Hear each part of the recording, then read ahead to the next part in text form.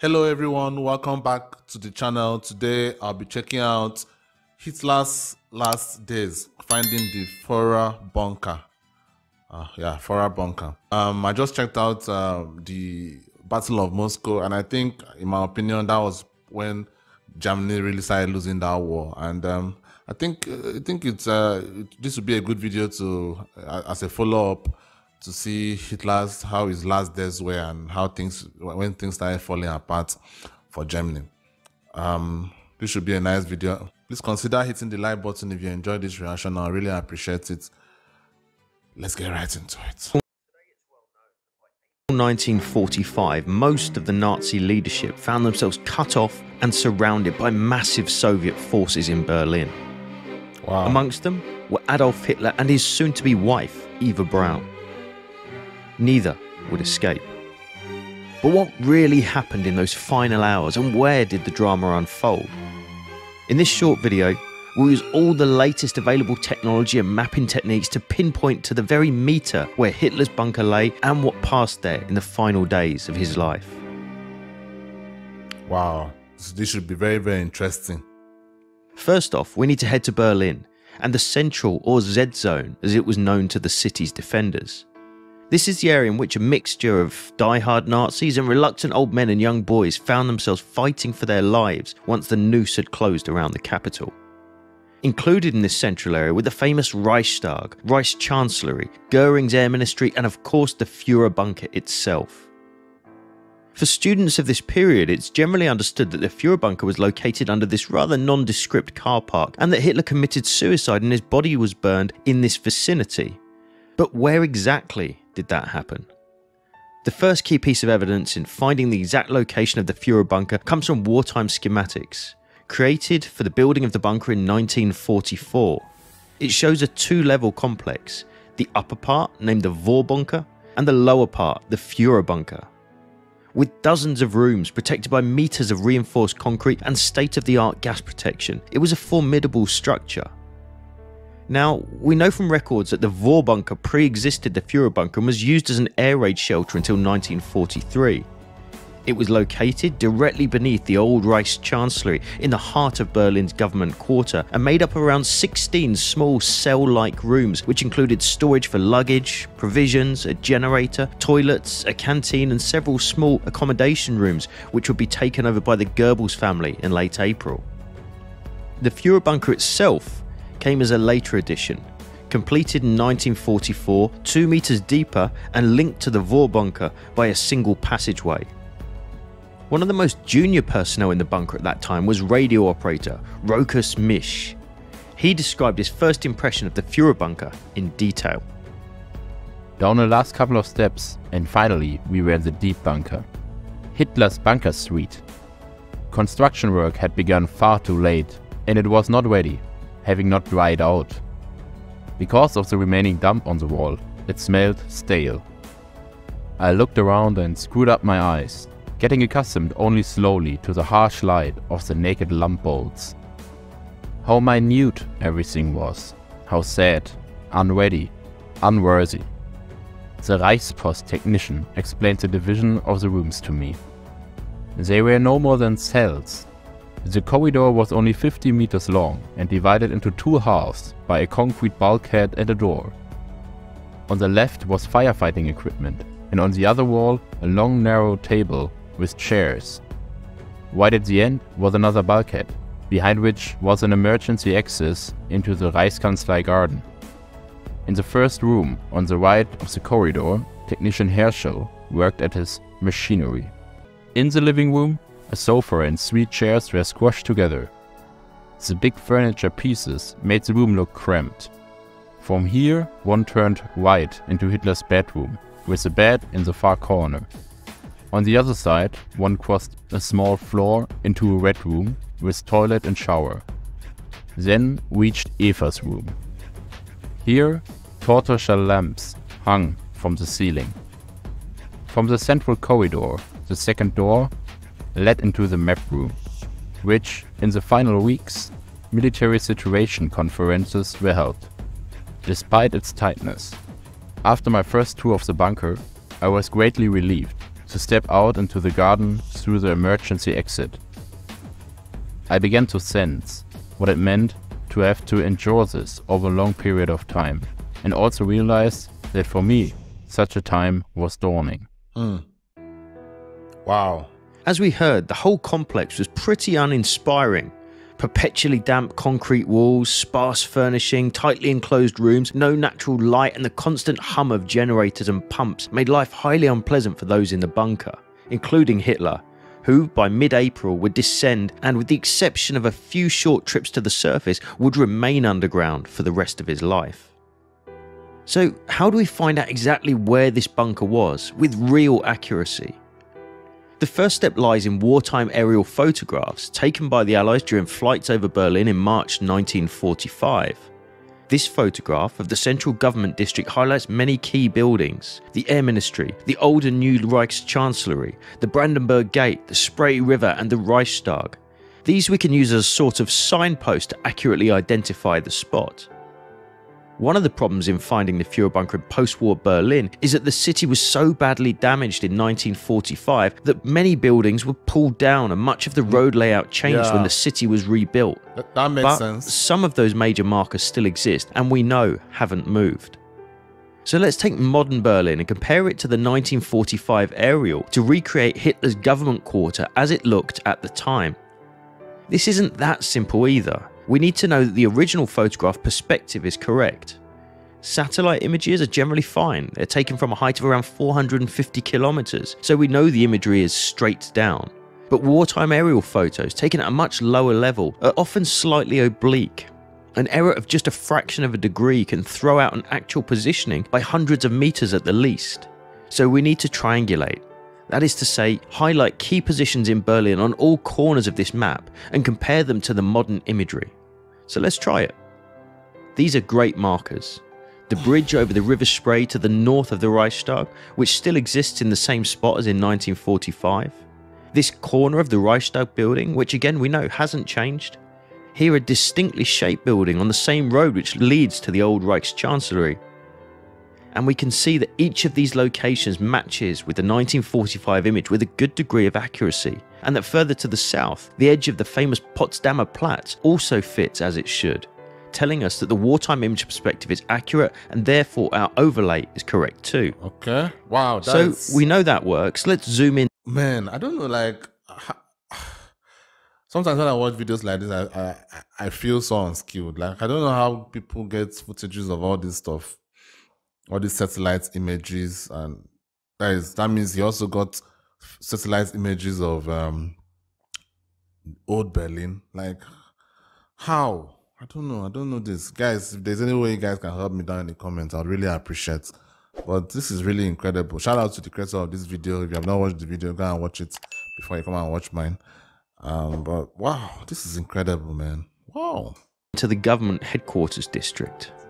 Here we can see that in the post-war years, those famous government buildings have almost all been replaced with blocks of flats, restaurants, a children's play area, and most notably a car park.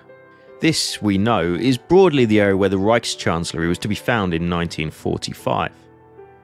One problem with actually finding the bunker is pretty obvious: it's underground, which makes aerial reconnaissance of limited use. But we do know from this contemporary image of the bunker that a few parts of the complex remained above ground, namely an observation tower with a distinctive coned roof and a squared emergency exit into the Reichschancellery gardens. It's not easy to do with 1945 quality photographs, but we can actually identify these key objects right here on the map. The tower and the building are both just about visible and give us a good guideline as to where the bunker was. Now, to add the bunker complex itself, using those two above ground points, we can blend out the historic map and identify the spots directly beneath on the modern ground. By marking these two key locations on the modern view, we have at least two accurate points of reference, including the distance between them, which gives us the scale. But to triangulate, we need a third. This is a bit more difficult, and we need to consult this excellent 3D plan of both the bunker and the old Chancellery Hall to achieve it. We can see here that the bunker complex actually starts directly beneath the hall, and we can see that on the aerial. So by taking common points at the edge of the building and marking those on the new map, we can triangulate the exact position of the bunker. Now we repeat the same process, embedding our specially drawn bunker plan into the modern map to identify the exact location with real certainty of exactly where the Führerbunker lay. Interestingly, it's slightly further south than many people suppose, towards the southern end of the car park and slightly under a block of flats, but still in the same vicinity. And so, it was right here in late April that Hitler and Eva Braun met their end. But can we use this same mapping to track those events? Eyewitness testimony tells... Wait, did she also commit suicide as well? Oh, that's interesting. That is a very, very interesting thought. Because, I mean, she was with him. So if he committed suicide, then that means she also committed suicide as well. Because I don't see Hitler as someone that would let her be left alone in the world, right? I don't know. That by the end of April, Hitler had finally admitted he was not going to be leaving Berlin alive and that the war was lost, which in fairness had been obvious to everybody, except him apparently, for many months. Eva Braun too knew this, and seemingly had come to Berlin with the express purpose of dying alongside Hitler. To many people's surprise though, a notary was called and made a perilous journey through Berlin to reach the bunker. It was here, just after midnight on the 29th of April, that Hitler and Eva Braun married, with Eva famously beginning to sign her surname Braun before crossing it out and writing Hitler instead. Unsurprisingly, it wasn't much of a honeymoon, with the newlyweds spending a little time with the last remaining residents of the bunker, including Mr. and Mrs. Goebbels and their 6 young children. In fact, the Hitlers, the best man, the witnesses, and even the notary who performed the marriage would all be dead within days. By late on the 29th, Russian guns were pounding the government district and Soviet tanks were less than a kilometre away from the bunker. Around 2 AM on the 30th, Hitler summoned his secretary, Traul Junger, to whom he dictated his last will and testament, appointing Admiral Karl Dönitz as the new president of Germany. On the 30th of April, Hitler called his adjutant Otto Günscher and valet Heinz Linger and informed them of his and Eva's plans to commit suicide. With news of the public display and maltreatment of Mussolini's body the day before in Italy, Hitler was desperate to escape the same undignified fate, and so issued orders that the vehicles in the nearby garage were to be drained of their fuel and their bodies burned after death. Originally, it was believed that Hitler intended to poison himself using cyanide supplied by Heinrich Himmler, though when Hitler learned that Himmler had been secretly discussing peace terms with the Allies, he feared betrayal and that the poison Himmler had given him would not be effective. So instead he tried it on his beloved dog Blondie. It worked. Whoa! Some short time later, after assembling the remaining staff and saying their goodbyes to their inner circle, Hitler and Eva made their way to this small, damp room in the Führerbunker, where, sitting on a couch, Eva bit down on a cyanide capsule, whilst Hitler simultaneously shot himself in the head with his Walther pistol. A few minutes later, Linger, alongside Martin Bormann, cautiously opened the door to find Eva, her lips purple from the cyanide, on the couch with her legs drawn up around her, and Hitler by her side, killed by a gunshot to the temple. Linger described what happened next. While Bormann went outside to fetch help, I spread out the blankets, laid the bodies upon them and wrapped them round. Eva Hitler was carried out first. Bormann picked her up in his arms and brought the body over to the room where Erich Kampka took over, because he did not like the idea of the man she had despised in life now carrying her to the grave. I reached below Hitler's head. 2 officers from his bodyguard lifted the body, wrapped in a grey blanket, and we carried him out. Records tell us that those carrying the bodies travelled through the Führerbunker and exited via this doorway, and that they entered the badly shelled Reichs-Chancellery Gardens where they found a shell hole in which to place the bodies. Here's Linger again. Immediately in front of the bunker door in the Chancellery Garden, his body was laid next to Eva's in a small depression, where gasoline was poured over the bodies and an attempt was made to set them alight. At first, this proved impossible as there was a fierce wind circulating. I returned to the bunker and made a thick spill from some signal papers. Bormann lit it and threw it onto Hitler's petrol-soaked body, which caught fire immediately. Standing by the bunker entrance, we, the last witnesses, raised our hands for a last Hitler salute. So where exactly did this take place? By turning the clock forward from our map, we can reveal modern-day Berlin and very likely the exact spot where Eva and Hitler's bodies were burned. which is, rather fittingly, in a totally unremarkable road junction next to a nondescript street in central Berlin. Damn, that is With news of interesting. Hitler's death spreading, People are just driving over Hitler every day. They don't even know. many in the bunker later reported feeling like a spell had been broken. And individually or in groups, most began to flee, vainly hoping to escape the fast approaching Soviets. Most wouldn't make it. The Goebbels family were an exception. Having murdered their 6 children in their beds with cyanide on the 1st of May, they too headed to this same area. I didn't expect that one. I did not expect that one. What the hell? Wait, let me get this straight. I mean, the Allies were supposed to be the good people, right? They were supposed to be the good guys. Would they have actually tortured and killed these children if they were alive when they came? Like, I know a lot of people in the West have a different idea about Russian people or Soviet people.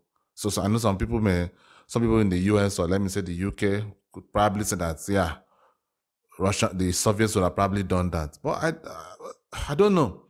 At the end of the day, this is why, like, war is very funny, because obviously it's the victors that tell the story, and they'll tell the story anyhow they see fit and make themselves look good. But the fact that this German family felt the need to kill their 6 kids, 6, not 1, not 2, not 3, 6. Like, doing it as some kind of mercy killing shows you that they didn't really think the Allies would be that honorable and not do anything to these kids. Wow, that was shocking. The Goebbels family were an exception. Having murdered their 6 children in their beds with cyanide on the 1st of May, they too headed to this same area of the Chancellery Gardens, where Goebbels drew his pistol, shot his wife and then himself. The pair also being burned in a shell hole. Joseph and Magda Goebbels' bodies would later be positively identified through the device Goebbels wore for his club foot, which was found amongst the charred remains. The Goebbels' children wouldn't be found for another 2 days, still in their beds in the bunker. Within 24 hours of Hitler's death, the Russians had captured the Reichstag, and all meaningful defence in central Berlin ceased shortly thereafter, and the race to find Hitler began. Shrouded in controversy and secrecy to this day, it was unclear as to where and when Hitler's remains were discovered, but it was likely about 5 days later by Soviet troops who kept it a secret from the Western Allies. In fact, Stalin claimed that he'd not found him at all, and this spawned a long persistent myth that Hitler may have escaped the encirclement of Berlin and fled to safety, location unknown. The reality is far less dramatic. Hitler was found, and his almost completely burned remains identified relatively quickly. I mean, I can imagine how that kind of thing would have played out in this social media era if, let me say, like, you know, let's just say, for example, as it happened with Stalin right now, and he was trying to hide the fact that they found Hitler's body and all that. I can imagine the speculation on CNN, Fox News, all these channels, like, where is he? Where is Hitler? Oh, he's in Argentina. You'll not be seeing things like on YouTube, people making YouTube videos, Twitter, Reddit. I mean, like, that would be so much frenzy. That would be so much frenzy. I can't imagine how it would be. I mean, look at Tupac Shakur. When I was growing up, even in my country, I was hearing from in my I don't know how you guys call it in the West, but my primary school, secondary school, between the age of 8 and 13, 14, I actually believed that Tupac was alive. I actually did. Because the rumors that we used to hear was that, Tupac, there's no way he died. Like, I know that, like, I actually believe that, but obviously as I grew up a bit older, I was like, man, this is a bunch of bullshit. It's a bunch of bullshit. Like, so this guy would be alive since 1995 and nobody will even find a glimpse of him. Like, how the hell is he hiding? So, is it possible though? Don't get me wrong, it's possible, but I just like that is not happening. One of the few remnants to survive the fire were Hitler's teeth and part of his lower jaw. Very quickly, the Soviets found Hitler's dentist assistant and got her to sketch, from memory, a plan of Hitler's extensive and almost unique dental work, which perfectly matched the remains discovered in the Chancellery Gardens. Not only that, but Gunscher, Linger, Misch, his chauffeur Kemke, and several other witnesses all saw Hitler's body, were part of the group that burned it, and were subject to brutal interrogation by the Soviets about the events for years afterwards. Had there been another version, it would have certainly come out at the time. Way. Damn, that is horrible. Why didn't they also kill themselves? Why didn't they also kill themselves? Like, I've always had this this belief that it's better to die than to be kidnapped and be helpless and be tortured. What's more, even after repatriation to the West, all the witnesses continued to tell the same story. The myth, though, and it is a myth, persisted, with sightings and theories around Hitler's escape continuing to this day. What did I say? Did a seriously ill Hitler even remotely possibly escape the bunker in Berlin? Well, unless there's a tunnel under this spot leading directly to South America, he didn't. And even if there was, he didn't take his teeth with him, and a large portion of his jaw, both of which today reside in a Moscow archive. So what became of the bunker itself? Whoa, it's in Moscow. Like, I needed a few seconds to digest that one. It's not even in Berlin, it's in Moscow. It's almost like the Russians are holding that to remind the Germans. You know what is going to happen if it ever happens again? You know what is going to happen if it ever happens again? This man's teeth is here. Is here. I know that was a terrible Russian accent. Sorry about that. As we know, the Soviets captured and retained control of Berlin at the end of the war, and when the city was later divided into four, the bunker remained just inside the Soviet zone. Some attempts were made to destroy the remnants, and above ground sections were destroyed. When redevelopment finally took place in the 1990s, some parts of the bunker were uncovered, and a few Berlin residents even managed to make their way inside and capture some rare photographs before those visible remnants were destroyed or filled in by work crews. It's likely, though not certain, that even to this day parts of the bunker complex still exist, relatively intact, beneath this spot in Berlin. And so, this unassuming location today still may retain some of its history, albeit out of sight to those who walk these streets. And maybe that's how it should be. Personally, I think it's fitting that the end of one of the world's most horrific regimes, and the man responsible for it, is largely unremembered here, and that only a stone's throw away lies a powerful memorial commemorating the millions of those he put to death. This should be obvious, but to clarify, the idea behind this video, of course, is not to commemorate an individual or to condone an ideology, but simply to highlight a location where, at one time and in one moment, history came to pass. That shows the state of the world now, and the fact that he had to make a disclaimer. Seriously, like, this is just an educational video. The fact that he had to make this disclaimer is ridiculous. Seriously. Wow, I think this is one of the best videos I've watched on this channel. Like, I'm really, really serious right now. I was almost there, like, the first 10 minutes or so, I barely even talked. I was just, like, looking at it. I didn't want to miss anything. This is really... All this really shows me is that the Soviet Union were responsible for one of the main reasons why the Allies won World War II. Because if we want to look at it, two of the most monumental events that happened in World War II that really put down the Germans were the Germans invading the Soviet Union, which I think was a terrible decision, but I know that there are lots of Jews in Russia, and Hitler didn't like Jews, obviously. And the fact that the Soviet Union took over Berlin as well. And the other countries also contributed, obviously, they also contributed. And but I think people growing up before I learned all this stuff, the World War II victory, at least from what I've been seeing, I guess maybe because I'm from an English country, I don't know, but the propaganda has always been that, from what I used to hear, the US were very important in the whole thing. I'm not saying they were not important, because them bombing Japan, dropping those bombs on Japan also was monumental as well. Took away one of Germany's main allies, and I'm not saying that wasn't important, but I just feel like people are not giving Russia or Soviet Union the credit that they deserve. Maybe due to the fact that how things are now, or how the relationship between the West and Russia may be at this point in time, or maybe in the last couple of years. But I think credit should be given where credit is due, in my opinion. And I think the Russians are very, very monumental. Without them, we would have all probably been speaking German right now. So this was a very nice video. I hope you enjoyed the reaction. If you did, hit the like button. Let YouTube know that you enjoyed the video. It takes nothing away from you. Just tap that like button. And also, if you have not subscribed already, tap that subscribe button as well. I really appreciate it.